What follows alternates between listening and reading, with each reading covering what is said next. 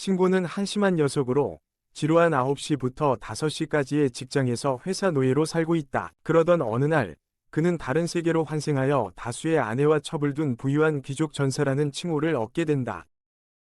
이 이야기는 젊은 기사가 제복을 입은 남자와 대치하는 장면으로 시작된다. 손바닥을 앞으로 내민다. 기사는 강력한 공격을 일으켜 그를 향해 발사한다. 바위들이 사방으로 날아다니기 시작하고 모두가 눈이 멀 정도로 하얀 빛이 번쩍인다. 그리고 위험은 순식간에 사라진다. 잠시 후 로더릭이라는 초록머리의 남자가 등장해 모두에게 다시 일을 시작하라고 명령한다. 한 노동자가 주인공인 벤델린의 마법이 얼마나 유용한지 칭찬하며 한순간에 모든 것을 평평하게 만들었다고 말합니다. 집으로 돌아가고 싶었지만 벤델린은 마지못해 로데릭이 또 다른 지역의 바위를 치우는 것을 돕기로 동의합니다. 그 후 벤델린은 집으로 돌아오고 지쳐있지만 문을 들어설 때 3명의 소녀에게 따뜻한 환영을 받습니다. 엘리제라는 이름의 로브를 입은 소녀가 그들 곁에 앉으면서 벤델린이 왜 눈을 돌리지 못하는지 알 수 있습니다. 엘리제는 그가 항상 피곤해 보인다며 걱정하고 벤델린은 로데릭이 오늘도 자신을 혹사시켰다고 설명합니다. 레나, 루이즈, 그리고 윌마울이라는 세 소녀는 로데릭과의 관계가 옳지 않으며 그가 벤델린을 노예처럼 다룬다고 표현합니다. 그러나 벤델린은 자신을 그저 사무직 노동자로밖에 생각하지 않는 것 같습니다. 벤델린은 갑자기 옷을 갈아입으러 나가고 바로 그 순간 우리는 10년 전 그의 과거, 그의 존재가 지옥 같았던 시절로 전환됩니다. 그날 그는 평소처럼 지쳐서 집에 돌아왔고 소파에서 실수로 잠이 들었지만 갑자기 깨어나서 일어나려고 애썼다. 그는 화려한 3가지 요리 저녁을 만들기 시작했지만 한 입도 먹기 전에 의식을 잃기 시작했고 그때 뭔가 특별한 일이 일어났다. 신고가 깨어났을 때 그는 자신의 돼지갈비가 어디로 갔는지 그리고 전에 본 적도 없는 이 역겨운 음식이 왜 눈앞에 있는지 궁금해했다. 그가 유리잔을 집으려 할 때 손이 어린아이의 손이라는 것을 깨닫고 접시를 들고 자신의 반사를 확인하니 정말로 어린아이였다. 그는 자신의 호화로운 환경에 놀라 주위를 둘러보고 몇 번 관찰한 후에 자신이 어떤 왕실 결혼식에 참석하고 있음을 알게 된다. 그 바보는 자신의 운이 믿기지 않아서 이것이 꿈일 거라 생각하고 다시 잠을 자려고 눈을 감았다. 하지만 잠시 후 아버지가 나타나서 이런 때에 왜 자려고 하냐고 묻는다. 그는 어린 웬델린을 데리고 중요한 손님들을 소개하러 간다. 하지만 이제 막 새로운 삶을 시작한 그는 자신의 이름도 알지 못해서 그들에게 말할 수 없었고 이는 아버지를 당황하게 만들었다. 다행히 그의 형 에릭이 적절한 순간에 나타나 그에게 쏠린 관심을 돌려주었다. 에릭은 자신과 벤델린을 대신해 참석한 모든 사람들에게 감사를 표했다. 알고 보니 이 결혼식은 사실 그들의 맏형인 커크의 결혼식이었고 그는 황제의 딸과 결혼하게 되었다. 연설 후 에릭은 어린 벤델린과 자리에 앉았다. 에릭은 아버지가 귀족의 딸이 가문에 들어왔다는 사실에 안심했을 거라고 말했고 벤델린은 그게 맞는지 물었다. 에릭은 그들이 바우마이스터 가문으로서 존경받는 이름이며 원래부터 진짜 귀족이라고 설명했다. 그 말에 벤델린은 충격을 받았다. 불과 5분 전만 해도 그는 평범한 사람이었고 총을 입에 물 준비를 하고 있었으니까. 웬델린은 주위를 둘러보며 이렇게 성대한 의식을 할 수 있을 만큼 높은 곳에 있구나 생각하고 눈앞에 놓인 맛있는 음식을 즐긴다. 하지만 다음날 아침 그는 아침 식사의 음식질에 깜짝 놀란다. 어제와는 극명한 대조를 이루며 그는 물같은 맛의 수프와 마른 빵만 먹게 된다. 웬델린은 주위를 둘러보며 이곳이 홈리스 쉼터보다 더 열악하다는 것을 깨닫고 아침 식사 후 에릭을 찾아 무슨 일이 벌어지고 있는지 알아본다. 그는 에릭에게 어제 그들이 이렇게 성대한 파티를 열 수 있었던 것에 혼란스러워한다고 말한다. 하지만 에릭은 그것이 모두 손님을 위한 쇼였으며 실제로 그들은 너무 가난해 KFC에 가서 다른 사람의 손가락을 핥아야 한다고 설명한다. 농담은 제쳐두고 에릭은 그들이 다른 사람들 앞에서 귀족의 자존심을 유지해야 한다고 말한다. 이제 다시 빵과 물이다. 그 순간 벤델린은 이전 삶이 더 나았을지도 모른다고 생각한다. 설상가상으로 그는 자신이 8번째 아들이라는 것을 깨닫고 혜택이 거의 없다는 걸 알게 된다. 이후 벤델린은 지도를 보며 그들이 헬무트 왕국에 살고 있다는 것을 확인하는데 인구는 100만 명이다. 하지만 지도를 더 살펴보니 그들이 바우마이스터 네이트돔에 살고 있으며 인구가 800명으로 전체 지역에서 가장 작은 곳이라는 걸 알게 된다. 벤델린은 황량한 주변을 바라보며 자신의 삶이 망했다고 생각한다. 그러나 상황이 더 나빠질 수 없다고 생각했을 때 그는 형제자매들이 사라진 것을 발견한다. 웬델린과 그의 형 에릭은 2명이 다른 형들과 함께 떠나고 있다. 알고 보니 그들 모두는 형 쿠르트가 결혼하면 떠나기로 합의했는데 8명 사이에 땅을 나눌 수 없기 때문이다. 그들은 귀족의 신분을 잃게 되지만 결국 중요한 것은 실력이라며 괜찮을 거라고 설명한다. 웬델리는 그들과 함께 가고 싶어 하지만 그는 아직 어린아이이기 때문에 갈 수 없다. 그렇게 그의 세 형은 각자의 목적을 찾기 위해 떠난다. 분노와 결심에 찬 웬델리는 자신의 상황을 바꾸기 위해 배울 수 있는 모든 것을 배우려고 도서관으로 향한다. 하지만 안타깝게도 쓸만한 책을 찾지 못한다. 책을 제자리에 돌려놓으려던 중 실수로 공과 몇 장의 종이를 선반에서 떨어뜨린다. 웬델리는 종이를 집어드는데 그 종이는 사실 마법의 수정구 설명서였다.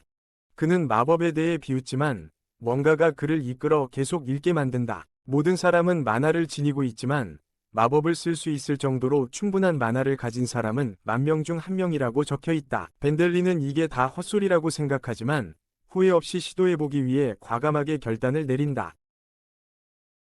그는 수정 구슬에 마법을 걸어보려 하지만 아무 일도 일어나지 않는다. 하지만 몇 초 뒤 수정 구슬이 무지개처럼 빛나며 그가 뛰어난 마법 적성을 가지고 있다는 것을 증명한다. 벤델리는 즉시 더 많은 마법 안내서를 찾기 시작하지만 갑자기 나타난 아버지가 바보 같은 책은 집어치우고 숲에서 장작이나 찾아오라고 명령한다. 나중에 그는 마법을 활성화하려고 시도하지만 처참하게 실패한다. 어디선가 수수께끼의 남자가 갑자기 공중에서 내려오더니 마침내 자신의 마법 수준에 필적할 사람을 찾았다고 선언한다. 어쩌다 보니 그 매력적인 낯선 사람은 알프레드 레인포드, 그들의 왕국의 본토 중 하나인 블라이크로토르 공작국의 전 코트 마법사인 마법사이다. 그들은 의도치 않게 웬델린에게 돌진하는 야생 멧돼지를 자극한다. 웬델린은 거의 바지를 지릴 뻔한다. 웬델린은 도망치려고 하지만 알프레드가 그를 붙잡아 두려움에 맞서게 한다. 야생 멧돼지가 그들을 향해 돌진하고 웬델린은 바지를 지릴 지경이다. 그러나 멧돼지가 가까워지자 그는 바람 마법을 시전해 멧돼지를 완전히 밀쳐낸다. 알프레드는 웬델린이 자신의 첫 번째 마법을 사용한 것에 축하를 보낸다. 하지만 끝나지 않았다. 붉은 눈을 가진 야생 멧돼지가 다시 그들에게 돌진한다. 그러나 알프레드는 손가락 하나의 가벼운 움직임으로 그것을 쉽게 날려버리며 완벽한 마법을 과시한다. 웬델린의 턱이 바닥에 떨어지고 더 이상 놀랄 수 없다고 생각할 즈음 알프레드는 폭탄 발언을 하며 웬델린이 그보다 훨씬 더 위대한 마법사가 될 운명이라고 밝힌다.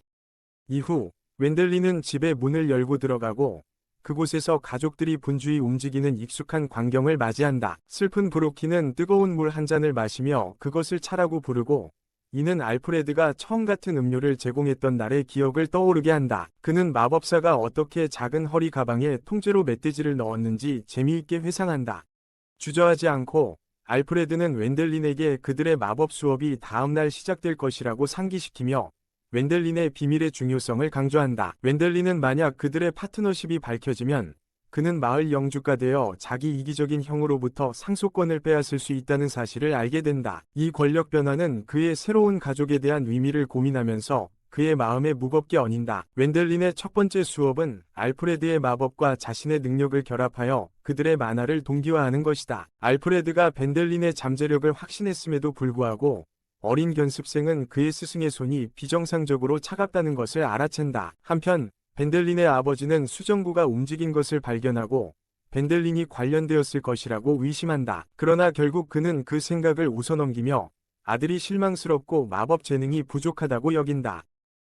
시간이 지나면서 벤델린은 알프레드의 지도하에 놀라운 진전을 이루며 많은 고급 마법 기술을 마스터하게 된다. 알프레드는 심지어 신선한 채소가 든 바구니를 가지고 와서 직접 구해왔다고 말하며 벤델린의 가족을 놀라게 한다. 그날 저녁, 가족은 신선한 채소를 보며 식탁에 둘러앉아 감탄한다. 벤델린의 아버지는 평소처럼 장난스럽게 아들이 마법으로 채소를 구해왔다며 그를 놀리고 그의 웃음소리가 방을 가득 채운다. 반면 벤델린의 형은 평소처럼 침울하고 불안한 모습이다. 장난에도 불구하고 마법 수업은 계속되고 벤델린의 능력은 계속 발전해 갑니다. 벤델린은 감각을 사용하여 마법을 배우고 호로호로라는 매우 희귀한 새 같은 생물을 사냥하는 데 성공하며 자신의 가치와 실력을 증명합니다. 식사 중 벤델린은 알프레드에게 와사비 도전을 제안합니다. 놀랍게도 알프레드는 도전을 받아들이고 아무렇지 않게 와사비를 먹어치워 벤델린을 감탄하게 만듭니다. 그 후 알프레드는 벤델린에게 숲 깊숙이 들어가지 말라고 경고하고 괴물로 가득 찬 마법의 숲의 위험성에 대해 주의시킵니다. 위험에도 불구하고 많은 사람들이 희귀한 약초와 약을 찾아 숲을 배회하지만 대부분은 보물로 빠른 부를 꿈꿉니다. 저녁 식사 후 벤델리는 물을 다루는 연습을 하며 형이 자신을 감시하고 있다는 의심을 알프레드에게 털어놓습니다. 알프레드는 벤델린 형의 상속권에 대한 두려움을 알아차리고 벤델린에게 영주가 되고 싶은지 묻습니다. 그러나 웬델린은 그러한 책임을 지는 것에 대한 꺼림칙함을 표현하며 자신에게 부담을 주고 싶지 않아 한다. 알프레드는 웬델린에게 자신의 여정과 유사하게 모험가의 길을 고려해보라고 제안한다. 예기치 않게 알프레드의 팔 주위에 어두운 기운이 감돌기 시작하며 그에게 강한 고통을 유발한다. 그는 이 도전을 극복하기 위해 여전히 더 많은 시간이 필요하다는 것을 깨닫는다. 나중에 웬델린은 가족에게 모험가가 되고 싶다는 포부를 나눈다. 그러나 그의 아버지는 재정적인 제약을 이유로 웬델린을 모험가 아카데미에 보낼 수 없다고 그의 꿈을 꺾는다. 다음 날, 알프레드는 웬델린과 앉아 모험가 아카데미가 브렌치버그에 위치해 있으며 그곳은 아이들조차 길드에 가입하고 실제 돈으로 사냥 아이템을 판매할 수 있는 번화한 상업 중심지라고 설명한다. 웬델린은 학비를 마련할 수 있을 것이라는 기대에 가슴이 두근거린다. 하지만 입학하기 위해서는 먼저 비행을 위한 이동 주문을 마스터해야 한다. 엘프리드는 웬델린을 하늘 높이 들어올리며 마법을 시연하고 아래 세계의 숨막히는 경치를 보여준다. 그날 밤, 불길한 어두운 기운이 돌아오고 엘프리드의 온몸을 감싸며 그에게 극심한 고통을 안긴다. 다음날 비행 주문을 연습하는 중에 엘프리드는 웬델린에게 그들의 훈련이 곧 끝날 것이라고 알린다. 웬델린은 놀라운 발전을 이루었고 이제 그의 여정을 시작할 준비가 되었다고 여겨진다. 저녁 식사를 하는 동안 웬델린의 아버지는 그가 집에 있었던 시절의 이야기를 들려준다. 인근 숲에 있는 속삭이는 죽은 자들에 대한 오싹한 이야기다. 지능을 가진 언데드 생물.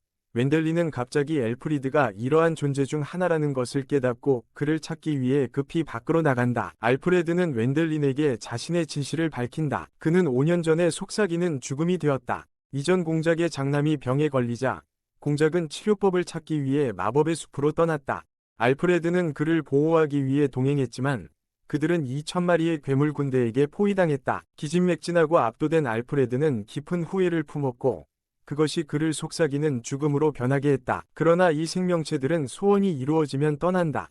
알프레드의 소원은 자신의 마법 지식을 전수하는 것이었고 그는 이를 달성했다. 마지막 시험으로 알프레드는 웬델린에게 신성 마법을 사용해 자신을 정화하여 그의 존재를 끝내라고 지시한다. 처음에는 저항했지만 웬델린은 결국 알프레드의 소원을 존중하기로 결정한다. 눈물을 흘리며 그는 주인의 지시에 따라 그를 정화한다. 알프레드가 허공으로 사라지는 것을 지켜보며 세월이 흐르고 젊은 웬델린은 마법 능력과 새롭게 얻은 지식을 갖추고 소지품을 챙겨 집을 떠나 모험가가 되기 위한 여정을 시작한다.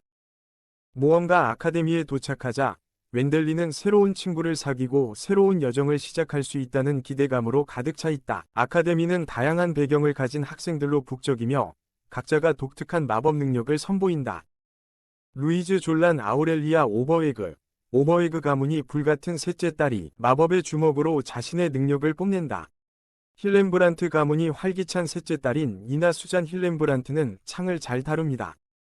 웬델린이 누군가가 자신에게 다가오기를 긴장하며 기다리던 중 마지못해 자기소개할 차례가 다가옵니다. 그가 자신의 이름을 말하자 방안은 조용해지며 그가 장학생인 유일한 마법 학생임이 드러납니다. 그럼에도 불구하고 그의 마법 실력은 이미 최상급 모험가와 동등한 수준입니다. 이후 교수는 종이들을 나눠줍니다.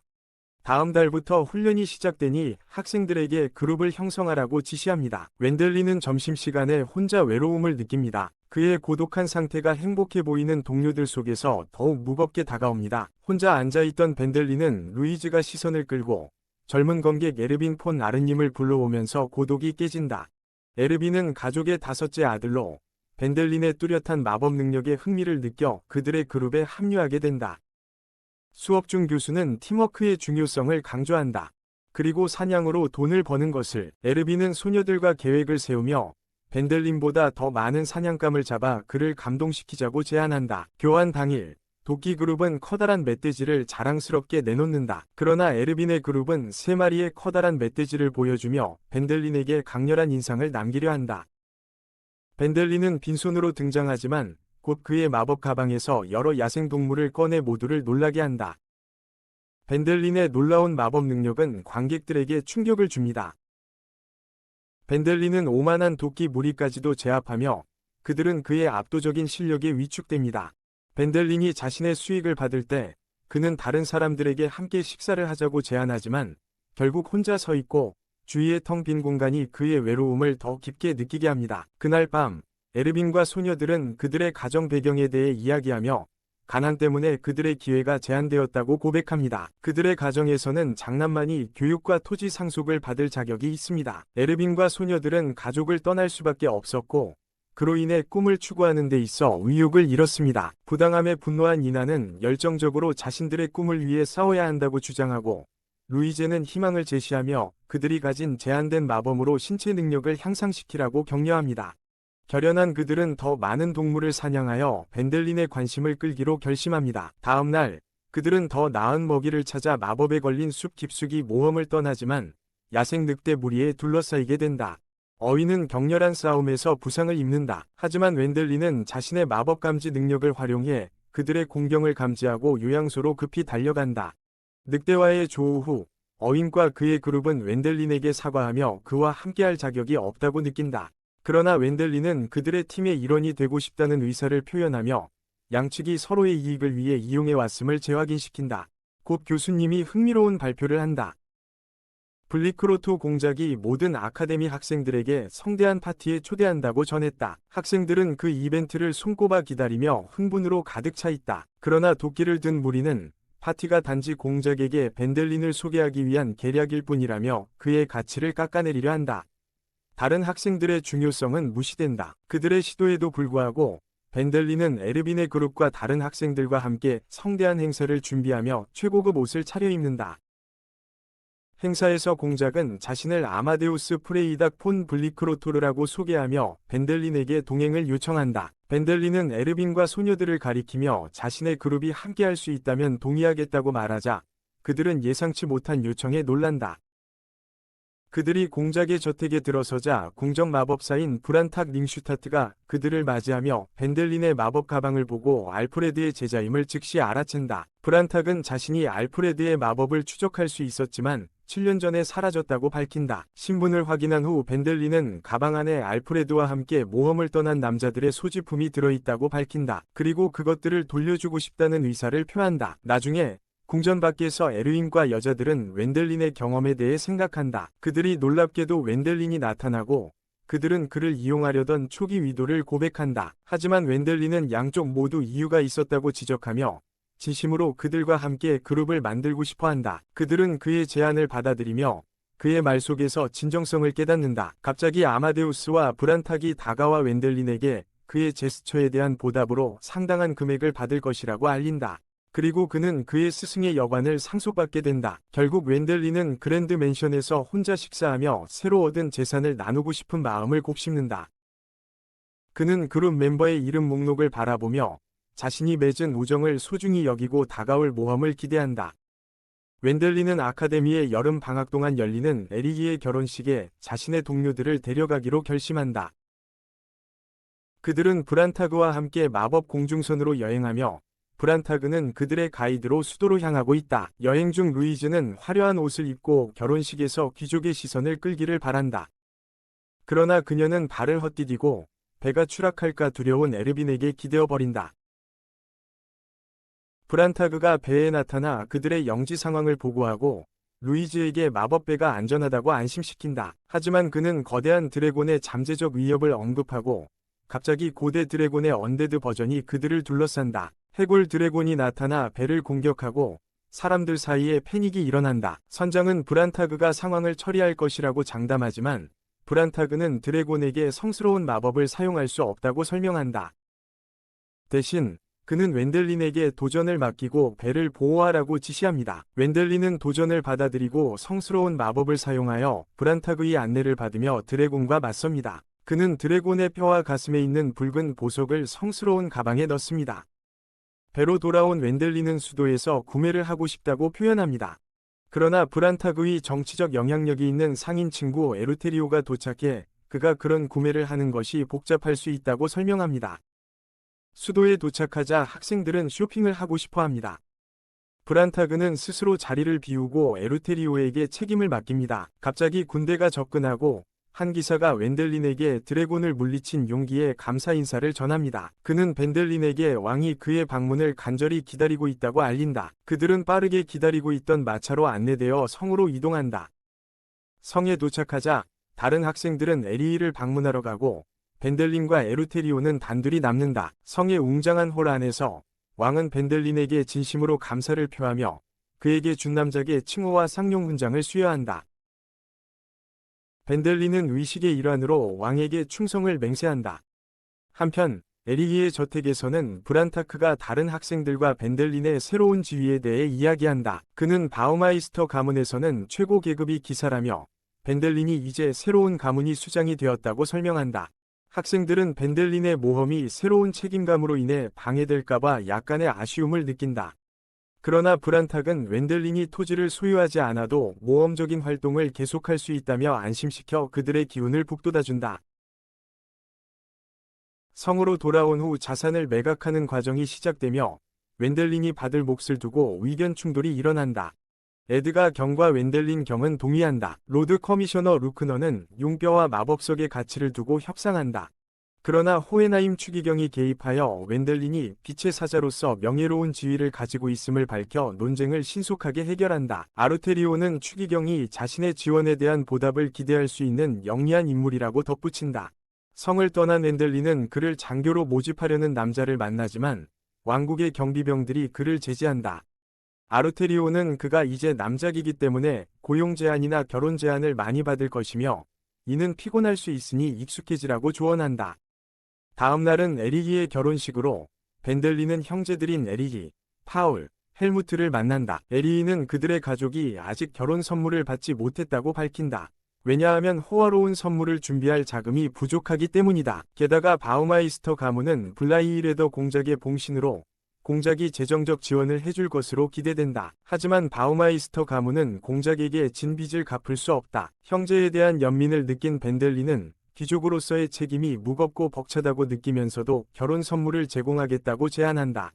이후 에루테리오는 벤델린이 그것을 거래하려고 한다고 생각하며 누룩이 들어간 녹인 쌀 항아리를 건넨다. 하지만 벤델린은 모두를 깜짝 놀라게 하며 그들을 자신의 집으로 순간이동시키고 그곳이 그들의 새 거주지라고 선언한다. 그 후 그는 그들에게 누룩을 사용해 된장을 만드는 법을 가르친다. 그들은 맛있는 된장을 즐기면서 웬델린은 사무직으로 일하던 시절을 회상하며 발효와 부패의 차이에 대해 성찰한다.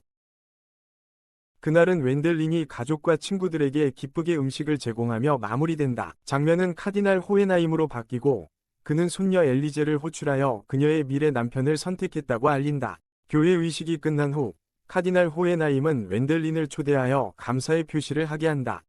이후 카디날의 손녀인 엘리제 카타리나 폰 호헤나임이 들어와 자신을 소개한다. 웬델린은 그녀의 마법 능력을 알아차리며 특히 그녀의 신성한 치유 마법의 전문성이 그녀에게 성 호헤나임이라는 칭호를 안겼음을 알게 된다. 놀랍게도 카디날은 엘리제가 결혼하길 원한다고 밝히며 그녀의 많은 구혼자들에 대해 언급한다. 웬델린은 농담으로 자신도 함께하자고 제안하지만 카디날은 이를 진지하게 받아들이고 신속하게 그들의 약혼을 주선하며 정치적 능력을 보여준다. 그 후 추기경은 집사와 약혼에 대해 이야기하며 이전에 왕의 스인을 받았다고 밝힌다. 그는 또한 벤델린의 큰 선물을 언급하며 교회의 영향력을 잘 이해하고 있음을 시사한다. 한편 조커로 변장한 벤델린은 자신의 약혼 소식을 친구들에게 전한다. 귀족들에게는 낭만적인 결혼이라는 것이 존재하지 않으며 그들 사이에서 사랑 결혼은 드물다는 사실을 깨닫는다. 벤델린의 형수는 그의 광대 위상을 도와주고 벤델린은 정체를 들키지 않기 위해 조커로 변장한 채 거리로 나선다. 가슴 아픈 남자는 그저 같은 것을 바라본다. 벤델린은 방해받지 않고 수도의 명소들을 돌아다닌다. 그러나 한 창병이 그를 알아보고 소동을 일으킨다. 사람들이 그를 알아보며 군중이 모여들기 시작하자 그는 당황해하며 압도된 군중에서 벗어나기 위해 텔레포트를 한다. 여관으로 돌아온 웬델린은 에르빈과 에리히에게 알아보는 것에 대해 불평한다. 에르빈은 그를 경호원으로 고용하자고 제안하고 웬델린은 동의하며 그의 부하가 된다. 웬델린은 나중에 추기경의 집으로 텔레포트하여 앨리스를 만난다. 그는 그녀와 더 잘 알기 위해 사적인 대화를 나누기 위해 옥상으로 간다. 실제로 그는 그녀에게 약혼에 대한 의견을 묻고 싶어한다. 왜냐하면 평생 불행한 결혼에 갇히고 싶지 않기 때문이다. 운이 좋게도 그녀에게 동의 여부를 묻자 그녀는 그 어레인지먼트에 대해 꽤 행복하다고 말해 그를 만족시킨다. 저녁에 웬델린의 저택으로 돌아온 그는 새로운 직업에 대해 소녀들에게 알리며 그들도 고용되고 싶어 하게 만든다. 그러나 에르윈은 그들에게 자신의 부하가 되라고 놀리지만 그들은 단호하게 거절한다. 대신 그들은 장난스럽게 벤델린의 첩이 되겠다고 제안한다. 루이즈는 옷을 디자인하기 시작하며 안나에게 벤델린의 첩이 되면 학교를 설립하고 가족에게 인정을 받을 기회가 생길 수 있다고 설명한다. 이에 영감을 받은 안나도 대화에 참여한다. 여자들의 옷에 대한 논쟁을 엿듣던 벤델린은 엘리제에게 데이트 초대를 받는다. 다음 날 그들은 함께 점심을 즐기고 식사 후 집사는 신사로서 벤델린이 엘리제에게 선물을 고려해야 한다고 제안한다. 벤델린은 당황하면서도 동의하고 둘은 약혼 반지를 보러 보석 가게를 방문한다. 벤델린은 비싼 가격에 놀라지만 신중하게 고민한 후 마법석이 박힌 300골드짜리 맞춤 제작 약혼 반지를 선택한다. 엘리제는 집으로 가는 마차 안에서 웬델린이 그 반지를 선택한 이유가 돌의 만화를 저장할 수 있기 때문이라고 생각한다. 하지만 웬델린은 그것이 그녀에게 완벽하다고 생각해서 선택했다고 농담을 한다. 그의 진심에 감동한 엘리제는 웬델린이 돌의 만화를 주입하자 그것이 빛나며 우주를 드러내는 모습을 보며 감동을 받는다. 한편 추기경은 자신의 집사의 의견을 듣고자 한다. 직설적인 집사는 웬델린이 엘리제를 평범한 소녀처럼 대했다고 말하며 그녀의 생각을 예측할 수 없다고 언급한다. 하루가 저물어가면서 근본적으로 노동자 계급인 웬델린은 점심이 간장이 있었더라면 훨씬 더 좋았을 것이라고 반성한다. 그들의 저택에서 그룹은 전략에 대해 논의하는데 이 전략은 첩 유혹 작전이라고 명명되었으며 엘리제가 수도에 있는 지금이 기회라고 보아 학원에 돌아가면 다시 시작할 계획이다. 한편 한 소녀가 들어와 웬델린의 친구들에게 그에 대해 물어보는 기회를 잡고 웬델린은 왕으로부터 또 다른 드래곤을 정복하라는 임무를 받아 이를 하인 같은 자빌로 여긴다. 어딘가에서 한 기사들이 왕국의 심각한 상황을 설명합니다. 물자가 부족하지만 고대 드래곤과 맞서 싸워야 합니다. 오직 마법사들만이 드래곤의 불길한 숨결을 견딜 수 있으며 그들은 팔라스 마법사인 아름스트롱과 함께합니다. 그는 크고 근육질의 열정적인 마법사로 고대 드래곤을 신속하게 물리치겠다고 다짐합니다. 그들은 팔킨야 평원의 국경에 있는 군부대로 날아갑니다. 한편 에리인은 웬델린이 드래곤을 처치하러 가는 동안 그의 군대가 날뛰는 괴물들을 처리해야 한다고 설명합니다. 공식적인 지휘관이 없기 때문에 그들은 웬델린의 부하인 에르윈을 이끌게 합니다. 웬델린은 드래곤과 싸웁니다. 그들은 왕궁이 그에게 막대한 권한을 주지 않기 위해 의도적으로 그 임무를 그에게 맡겼다는 것을 드러냅니다. 로브의 귀족으로서 보상은 메달과 돈으로 정산될 것입니다. 여러 남자들이 전투 준비를 하며 문 앞에 도착하자 에르비는 긴장한 채 그들을 전장으로 이끈다. 밤이 되자 루이즈, 이나, 그리고 에르비는 괴물들과의 첫 전투를 앞두고 긴장감을 느낀다. 엘리제가 예기치 않게 도착하자 그들의 불안은 커진다. 그들은 그녀를 치료를 돕기 위해 소환했지만 웬델린이 용을 상대하러 떠났다는 사실을 알게 되자 엘리제는 슬퍼한다. 다음날 아침, 암스트롱, 브란타그, 그리고 웬델린이 궁전에 도착한다. 전장에서는 암스트롱이 마법 갑옷을 입고 용과 교전하며 순식간에 제압한다. 그러나 그 갑옷은 그의 마력을 급격히 소모시켜 마력이 완전히 고갈되면 위험해질 수 있다. 그래서 그는 용을 억제하는 데 집중하고 웬델린이 마무리 일격을 가할 수 있도록 한다. 결정적인 한 방으로 그들은 드래곤을 물리치고 웬델린은 그의 마법 가방에 그 잔해를 저장한다. 브란타그는 드래곤의 부위를 팔 것을 제안하지만 웬델린과 암스트롱은 그에게 더 많은 괴물의 임박한 위협을 경고한다. 한편 소년들은 엘리제와 함께 아침 식사를 즐기고 있을 때 한 군인이 웬델린이 드래곤을 물리쳤다는 소식을 가지고 도착하고 군인들은 돌아갈 준비를 한다. 안도하긴 하지만 그들의 기쁨은 짧게 끝나고 그들은 전선의 압도적인 괴물수에 대해 알게 된다. 엘리제의 만화가 부족해지자 그녀는 반지에 있는 보석을 사용하여 만화를 보충한다. 웬델린이 영웅인 척했다고 했던 것을 떠올리며 그녀는 그가 용기를 낼 수 있다면 자신도 그럴 수 있다는 것을 깨닫는다. 만화가 고갈된 순간에도 말이다. 약을 계속 챙기면서 엘리제는 군인들이 웬델린을 칭찬하며 그에 대해 높이 평가하는 말을 듣는다. 어느 아침 한 군인이 캠프에 도착해 웬델린의 성을 언급하자 엘리제는 당황하여 그를 보러 급히 달려간다. 하지만 그녀는 지쳐서 쓰러진 동생을 발견한다. 갑자기 웬델린이 그녀 옆에 나타나고 그녀는 놀라서 기절한다. 그녀가 의식을 되찾자 웬델리는 그녀가 자신을 높이 평가한 덕분에 모든 것이 성공했다고 안심시킨다. 그녀는 그가 영웅이 아니라는 것을 알고 있다고 고백한다. 그러자 그는 미소를 짓는다. 잠시 후 흥분한 암스트롱이 달려와 엘리제를 껴안으며 자신이 그녀의 삼촌임을 밝힌다. 결국 모두 수도에 있는 저택으로 이동한다. 여자들은 엘리제가 웬델린과 함께 살게 되어 계획이 위기에 처한 것이 아닌지 걱정한다. 엘리제가 벤델린을 방문했을 때 그녀는 그가 이미 루이즈와 이나와 약혼했다고 생각합니다. 그러나 벤델린은 그녀에게 첩을 두는 것에 대해 어떻게 생각하는지 묻고 그녀는 긍정적으로 대답합니다. 갑자기 루이즈와 이나가 그와 결혼하고 싶다고 말합니다. 그리고 그는 동의합니다.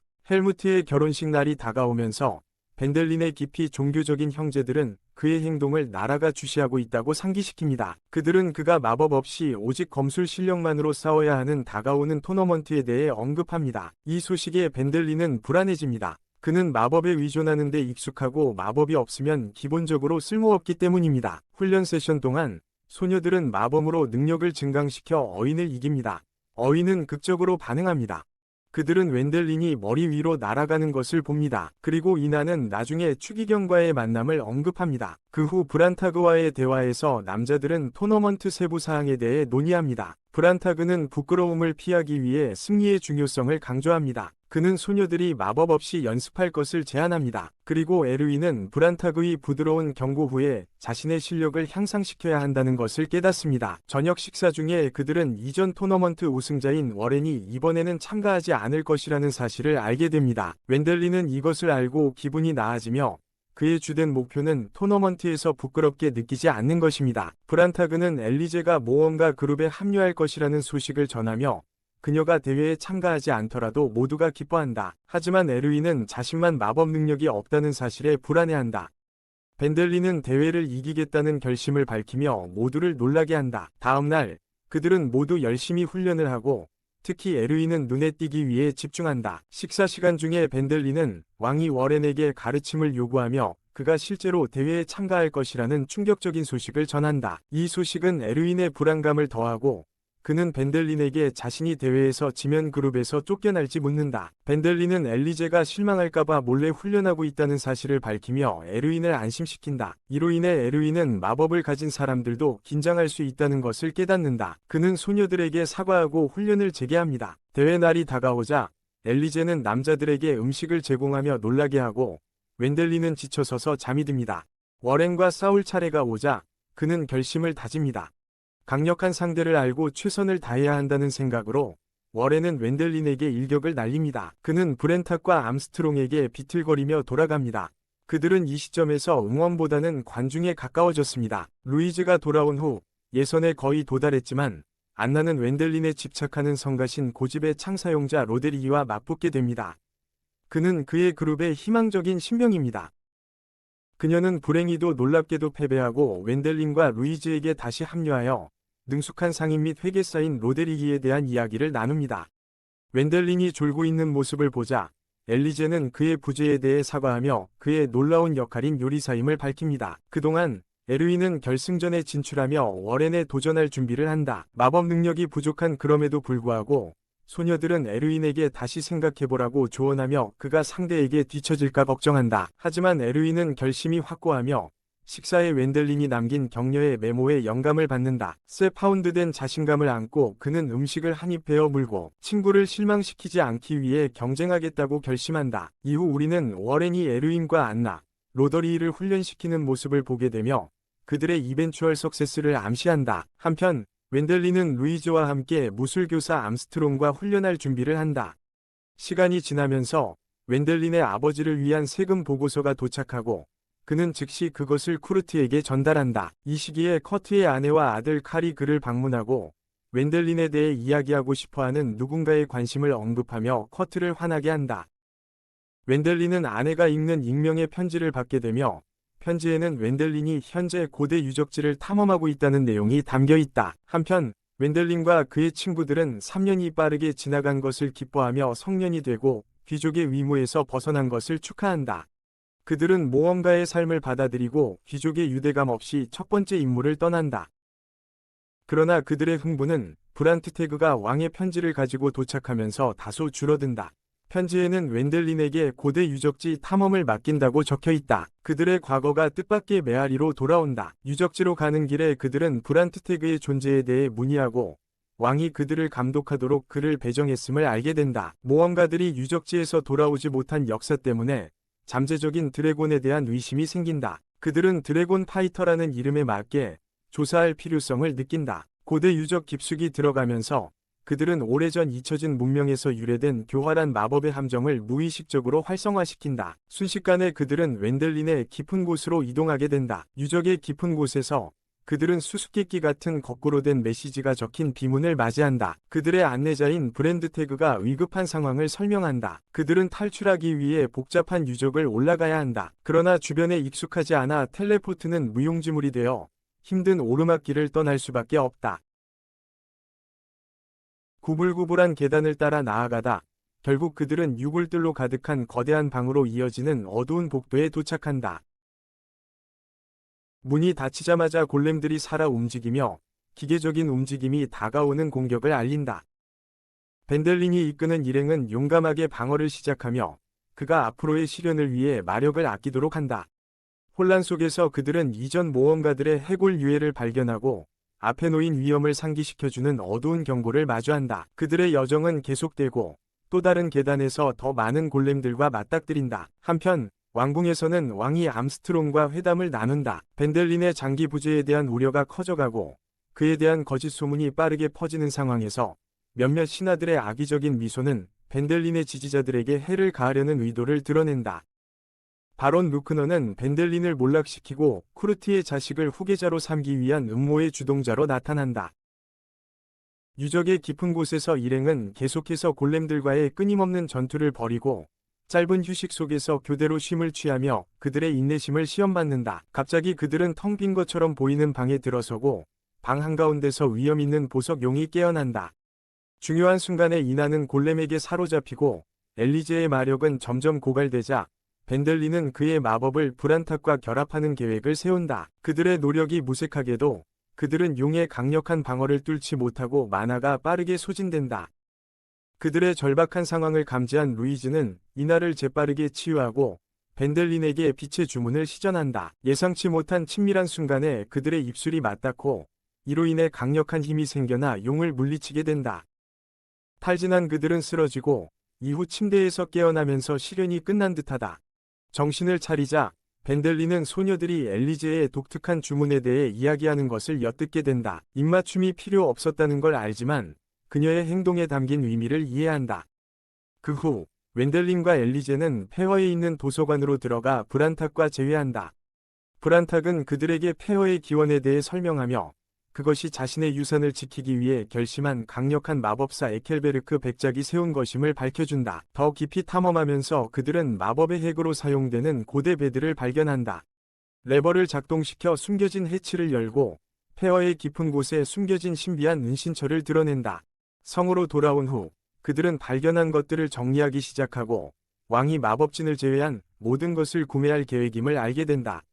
마법사는 그것을 구매할 것이다. 왕이 각자에게 제안한 금액, 놀랍게도 200만 골드 코인은 웬델린을 경악하게 만든다. 나중에 암스트롱과 차를 마시며 웬델린은 수도를 떠나 브라이트베르크에서 모험을 할 계획을 공유한다. 암스트롱은 동의하며 웬델린에 대한 소문 뒤에 있는 개인을 밝혀내겠다고 다짐한다. 이 사실에 놀라면서도 그는 암스트롱에게서 발전이 종종 시기심을 불러일으킨다는 것을 배운다. 그룹은 각각 200만 금화의 제안을 거절하고 대신 자신들의 수익을 암스트롱에게 기부하기로 집단적으로 결정한다. 그 결과 벤델린은 1천만 금화라는 상당한 액수를 손에 넣게 되고 이 새로운 부가 추가적인 문제를 야기할 수 있음을 예상한다. 한편 재무관의 형제의 집에서 벤델린의 생존 소식을 듣고 그의 적들이 모인다.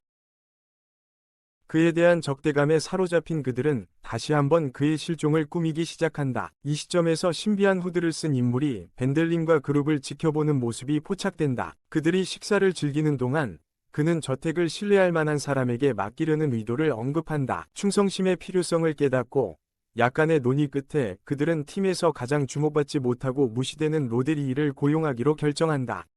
그들은 케이크로 그에게 자리를 제안하고 자칭 귀족인 로데리히는 기꺼이 이를 받아들인다. 이후 루이즈는 후드를 쓴 인물의 존재를 감지하고 다른 사람들에게 알린다. 로데리히는 벤델린에게 그의 죽음에 대한 소문을 퍼뜨린 사람을 찾아내기 위해 수도를 떠나라고 제안하지만 벤델린은 직접 나서기로 결심한다. 후드를 쓴 인물은 한 소녀로 드러난다. 이후 일행은 마법 길드로 가고 그들의 가이드는 연구소장인 루카스 가츠 베켄바우어에게 그들을 인도한다.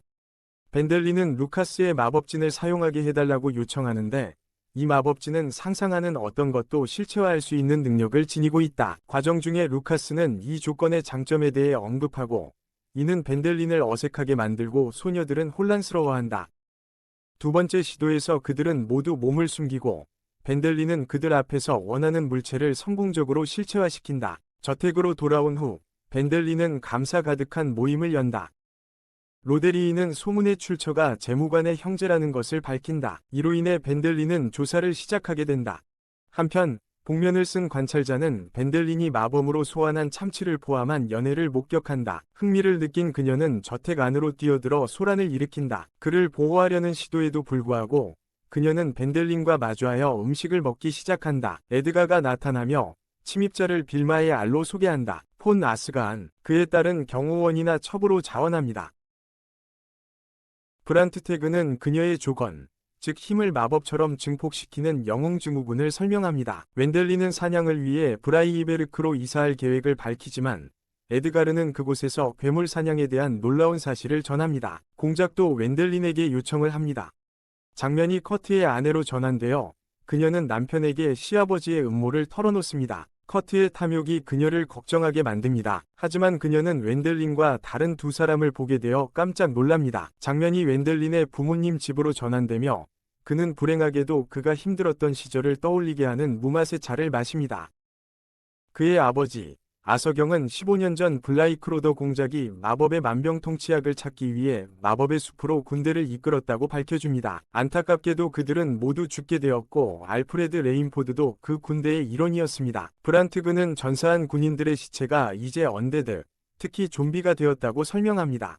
그는 공작이 자신과 웬델린에게 그 일을 맡겼다고 덧붙입니다. 웬델린은 이제 좀비가 그들의 땅에 있기 때문에 언데드가 더 강력한 언데드, 즉 리치가 되기 전에 모두 정화할 의사가 있습니다. 아서경은 좀비의 자원에서 얻는 모든 이익의 30%를 받을 권리가 있습니다. 하지만 쿠르트는 탐욕스럽게 50%를 요구하며 좀비와 그 소유물은 제대로 장례를 치르기보다는 숲에 남겨져야 한다고 주장합니다. 쿠르트는 그들의 군인들이 가난했으며 이미 장례를 치렀다고 주장합니다. 쿠르트가 화가 났다는 것이 분명해진다. 하지만 엘리제가 대화에 끼어들며 장례식을 기꺼이 도울 것이라고 말한다.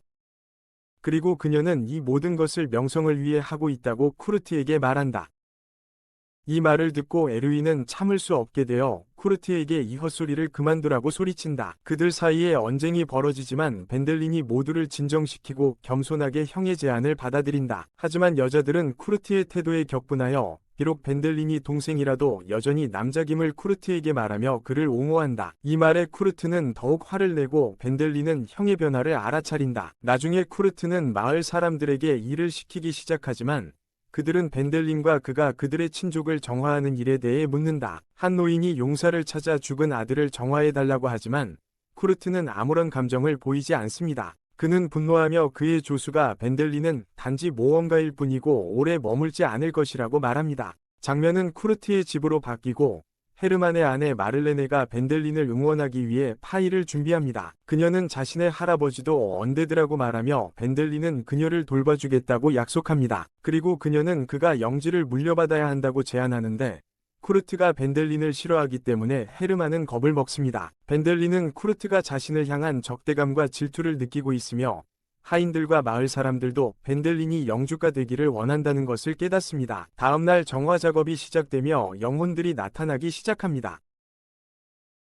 엘리제의 도움으로 벤델린은 정화 범위를 넓혀 모든 언데드를 정화하는 자동 장벽을 만듭니다. 그들의 노력에도 불구하고 말린의 할아버지는 여전히 영혼들 사이에서 찾기 어렵다. 갑자기 와이번과 드래곤이 나타나자 윌마는 도끼로 그들을 처치하여 정화를 돕는다. 더 많은 괴물이 나타나자 일행은 전투에 돌입하여 하나씩 차례로 정화해 나간다. 마침내 그들은 말린의 할아버지와 맞서게 되는데 그는 이제 리치로 변해 있었다. 그는 손녀에 대해 묻고 벤델리는 그녀가 좋은 사람과 함께 안전하다고 안심시킨다. 이 말에 그는 마음이 편안해지고 엘리제가 그를 정화하기 시작한다. 그를 마을로 돌아가게 해준다. 갑옷을 마을 사람들에게 전달하자 그들은 감사를 표한다.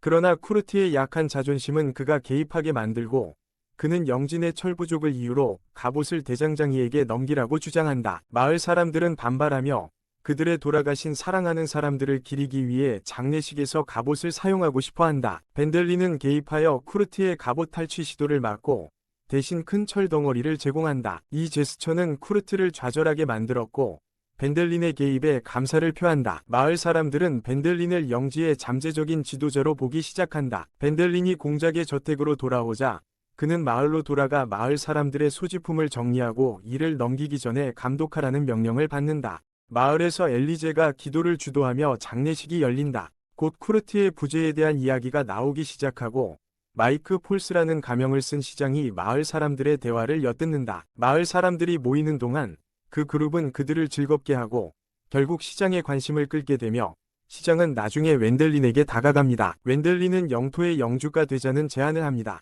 그는 이 결정이 궁전의 뜻에 부합한다고 밝힙니다. 브란타그의 도착은 웬델린이 땅의 영주로 지명되었음을 궁전이 지지한다는 것을 확인시켜줍니다. 한편 장면은 왕이 동맹들과 함께 걷고 있으며 웬델린에 대한 잠재적 계승에 대해 이야기하는 모습으로 전환됩니다. 브란타그는 웬델린을 따로 데려가 비밀 대화를 나누며 지역의 비능률적이고 부패한 리더십의 역사에 대해 이야기하고 커트의 끔찍한 행동을 예로 듭니다. 왕은 그의 신뢰하는 고문들과 비밀 계획을 세웠습니다. 그들의 목표는 커트를 유인해 웬델린을 공격하게 하여 그의 체포와 후속 사임을 유도함으로써 웬델린의 영주직 승진을 위한 길을 열어주는 것입니다. 공작이 언데드 정화 임무에 참여한 것은 이 계획을 실행하는 데 좋은 혼란을 제공했습니다. 벤델린이 왜 이 계획이 늦게 공개되었는지 브란타크에게 묻자 브란타크는 벤델린이 미리 알았어도 결과는 달라지지 않았을 거라고 안심시킵니다. 벤델린은 이 계획이 위험할 수 있다는 우려를 표하지만 브란타크는 상황을 주의 깊게 지켜보고 있었으며 며칠 동안 술도 마시지 않으면서 최고의 집중력을 유지했다고 설명하며 그를 안심시킵니다. 영주의 역할을 맡는 것에 대한 의구심이 남아있음에도 불구하고 벤델린은 자신이 가진 영향력, 권력, 재정적 자원에 대해 브란타크가 한 말을 받아들이며 자신이 지역 개발을 이끌기에 가장 적합한 후보일 수 있다는 점을 인정합니다. 다음 날 벤델린은 친구들에게 궁예 계획을 이야기합니다. 그들은 이 계획을 긍정적으로 보고 벤델린이 평소처럼 너무 깊게 생각하지 말고 명령을 받아들이라고 그를 격려합니다. 곧이어 아말리에와 그녀의 아들들이 벤델린을 방문하고 마법사 삼촌다운 매력으로 그는 물공이나 작은 무지개를 만드는 마술을 보여주며 그들을 즐겁게 해줍니다. 아이들의 순수함을 지켜보던 친구들은 그들의 아버지가 자리에서 물러나면 아이들이 귀족 칭호를 잃고 아마도 추방될지도 모른다는 사실을 알고 안타까워합니다. 그날 밤 웬델린과 그의 친구들은 헤르만과 함께 저녁을 즐기고 있을 때 밖에서 외치는 소리에 깜짝 놀란다. 조사해보니 불만을 품은 마을 사람들이 현재 군주에게 가는 길에 웬델린을 그의 후계자로 임명해달라고 요구하고 있다. 문제에 휘말릴 생각도 없이 그들은 쿠르트가 불공정하게 통치한 것에 불만을 나타낸다. 그들이 얼마나 진지한지 본 웬델린은 문제를 해결할 시간을 요청한다. 그는 사람들이 곧 떠날 것이라고 말했음에도 불구하고 더 오래 머물 것이라고 말하며 그들을 놀라게 한다. 브란타그는 마을 촌장이 소문 뒤에 있다는 것을 알아채고 그와 이야기하며 다른 사람의 계획에 간섭하지 말라고 말한다. 브란타그는 촌장이 선의를 가지고 있다는 것을 인정하지만 궁전은 사람들이 독단적으로 행동하는 것을 좋아하지 않는다고 상기시킨다. 경고에 감사한 촌장은 마을을 계속 살피겠다고 약속하며 브란타그에게 아말니에 대해 조심하라고 말하고 떠난다. 브란탁이 저택으로 돌아가는 길에 그는 웬델린이 쿠르트의 직위 해제 이후에 잠재적 운명에 대해 깊은 생각에 잠겨있는 것을 발견한다. 그의 마음은 쿠르트가 추방될 가능성에 기울지만 브란탁은 개입하며 궁전이 쿠르트를 영원히 침묵시킬 것이라고 강조한다.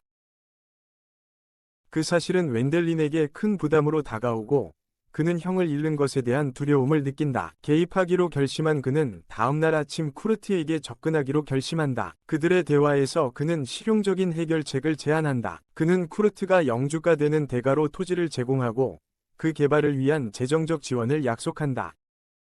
서로에게 유익한 해결책으로 여기며 웬델리는 지도에서 개발되지 않은 토지를 조심스럽게 표시한다. 그러나 쿠르트의 반응은 전혀 수용적이지 않다. 분노에 사로잡힌 그는 지도를 찢어버리며 웬델린이 자신의 위치를 차지하려고 은밀히 음모를 꾸미고 있다고 비난합니다. 웬델린의 진심 어린 부인과 시민들 사이에 불만이 커지고 있다는 경고에도 불구하고 쿠르트는 여전히 화가 나서 웬델린에게 즉시 떠나라고 명령합니다. 쿠르트의 방을 나서던 그는 아말리와 그녀의 아들들을 만나게 되고 그들은 그와의 사적인 대화를 요청합니다. 아말리에게 자신의 우려를 털어놓으면서 모든 이에게 행복한 결과를 바라는 진심을 전하는 웬델린은 그러한 결과를 이루는 것에 대한 불확실성을 인정합니다. 이에 아말리는 자신의 자녀의 안정과 행복에만 집중하고 있으며 웬델린과의 친밀함은 남편의 전망 부족에서 비롯된 것임을 설명합니다.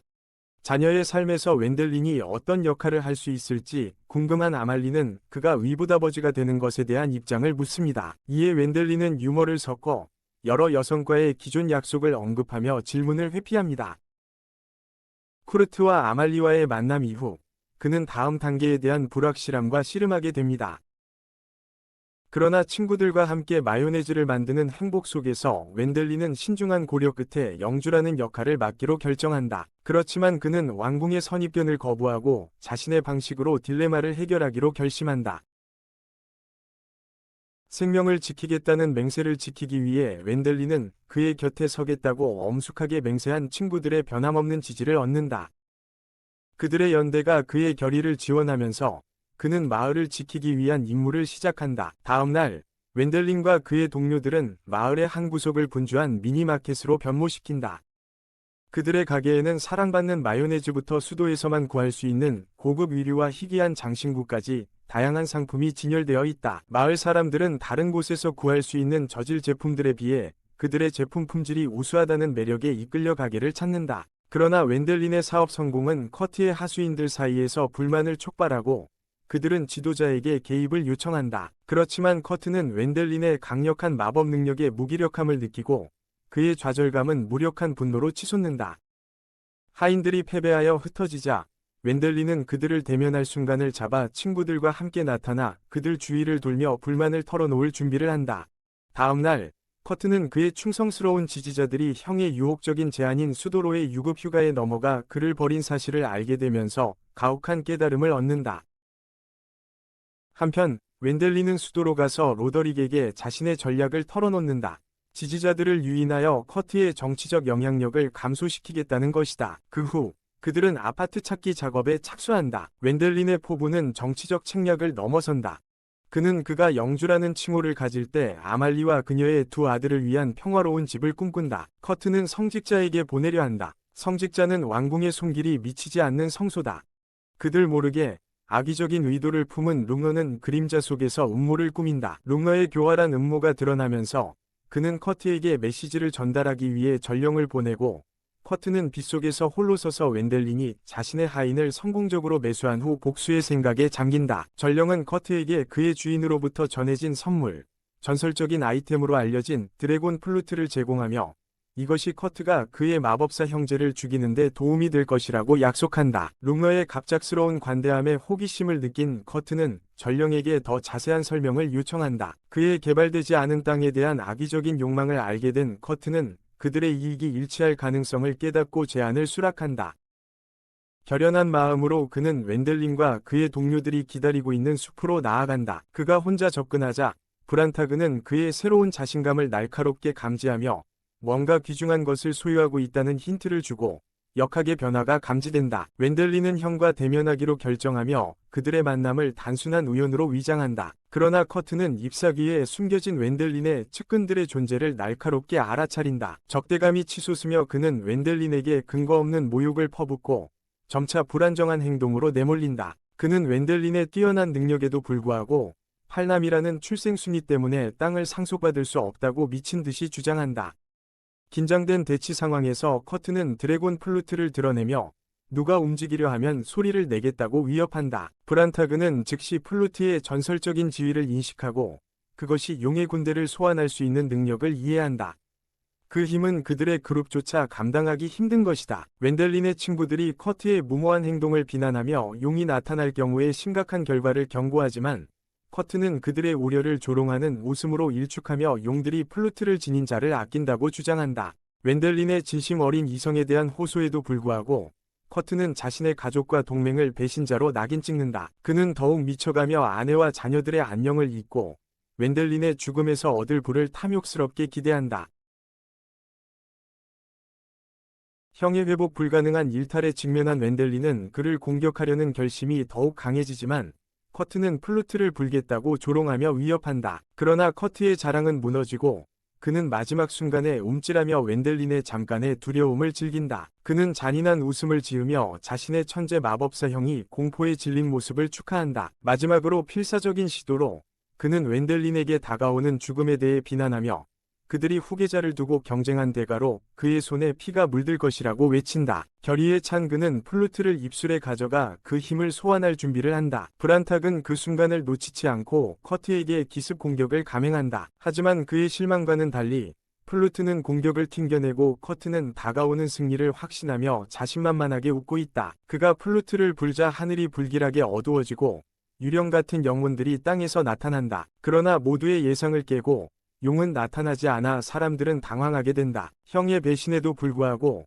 벤델린은 그를 돕겠다는 의지를 굽히지 않는다. 그러나 이나는 불길한 기운을 느끼며 커트에게 다가가지 말라고 직감한다. 엘리제 역시 유령들에게서 뿜어져 나오는 악의적인 기운을 감지하고 브란탁은 진실을 깨닫게 된다. 그는 커트가 전설의 용피리를 가진 것이 아니라 원한의 피리라는 음흉한 유물을 들고 있었다는 사실을 알게 된다. 이 피리는 자살적인 공격으로 원한을 품은 영혼들을 소환하여 적을 공격하게 하는 물건이었다. 커트는 피리의 발신자에게 속아 자신도 모르게 그 치명적인 힘을 자신과 주변에 풀어버렸다. 그가 복수심에 찬 영혼들에게 사로잡히면서 벤델린에 대한 분노가 더욱 커지고 자신의 뿌리 깊은 원한이 유령들의 원한과 결합되어 폭발한다. 그의 눈은 분노로 붉게 타오르며 유령들이 그를 에워싸 거대한 괴물로 변신하게 된다. 두려움에 마비된 웬델린은 형이 괴물의 형태로 변하는 것을 공포에 질려 지켜보며 브란타그가 그의 신성한 마법을 사용해 위협을 신속하게 물리치라고 재촉한다. 그러나 두려움에 압도된 웬델린은 행동할 수 없고 제자리에 얼어붙어 있다. 엘리제는 용감하게 앞으로 나아가 웬델린을 괴물의 공격으로부터 자신의 마법으로 보호한다. 그녀의 용감한 노력에도 불구하고 그녀의 힘만으로는 강력한 괴물을 이길 수 없다. 엘리제의 고군분투를 지켜보며 웬델린은 현실로 돌아오고 그는 괴물 같은 불가사의와의 전투에서 그녀를 지원하기로 결심한다. 복수의 영혼의 소나기에서 형을 구할 희망이 없음을 깨달은 웬델린은 커트에게 평화로운 작별을 허락하기로 결심한다. 엘리제와 함께 그의 신성한 마법을 모아 그들의 결합된 힘을 증폭시켜 괴물의 존재를 분해시키는 빛의 폭발을 언내시즈. 폭발의 중심에서 커트는 중앙 캡슐에 갇혀 멀리 날려가다가 폭발한다. 원한의 플루트가 땅에 떨어지자 커트의 악의 영혼은 날아올라 그를 속인 남자에게 복수하고자 한다. 한편 수도에서 루크너는 커트가 웬델린을 처치하고 소중한 미개발 토지에 대한 접근을 확보했다고 믿으며 예상했던 승리를 축하한다. 그의 동맹들은 그의 교활한 계획을 칭찬하지만 루크너는 커트의 충성을 의심하며 그를 단순한 시골 바보로 취급한다. 갑자기 커트의 복수의 영혼이 방위 창문을 깨뜨리며 루크너와 그의 동료들에게 복수를 가한다. 다음 날 웬델린은 수도에 도착하고 사건 현장 밖에서 로드리히를 만난다. 그는 끔찍한 사건들이 발생했음을 알게 되고 커트의 영혼이 루크너, 파티 손님들, 그리고 그들의 모든 가족의 생명을 책임지고 있다는 것을 이해한다. 충격적으로도 사상자는 12귀족 가문을 포함하며 이는 왕국에 깊은 영향을 미친다. 비록 사제들이 커트의 악의를 정화했지만 학살에 대한 소식은 빠르게 퍼져나간다. 로드리히는 웬델린에게 아말리와 그녀의 아들들이 수도에 머무는 것이 이제 안전하지 않다고 경고한다. 커트와의 연관성이 대중의 적대감을 불러일으킬 것이다. 수도에서 그들이 평화롭게 살 수 없다는 사실을 깨달은 웬델린은 그들을 다른 곳으로 이주시키기로 결심하고 형수에게 더 많은 것을 제공하지 못한 것에 대해 유감스럽게 생각한다. 이후 암스트롱과 브란탁을 만났을 때 그는 헤르만이 아말리와 그녀의 아들들을 당분간 가족으로 받아들이기로 결정했다고 전한다. 상황을 반추하며 그는 귀족들이 다른 사람들을 그림자 속에서 졸개처럼 조종하는 이기적인 모습에 대한 불만을 토로한다. 그는 루크너를 저주하고 왕과 결탁한 귀족들을 비난하며 그들을 모두 이기적인 사람들로 낙인 찍는다. 그러나 브란탁이 끼어들어 웬델린에게 자기 자신의 귀족 신분을 인정하고 성찰하라고 촉구한다. 브란탁의 말은 웬델린에게 큰 무게로 다가와 그를 수일간 깊은 슬픔에 빠지게 한다.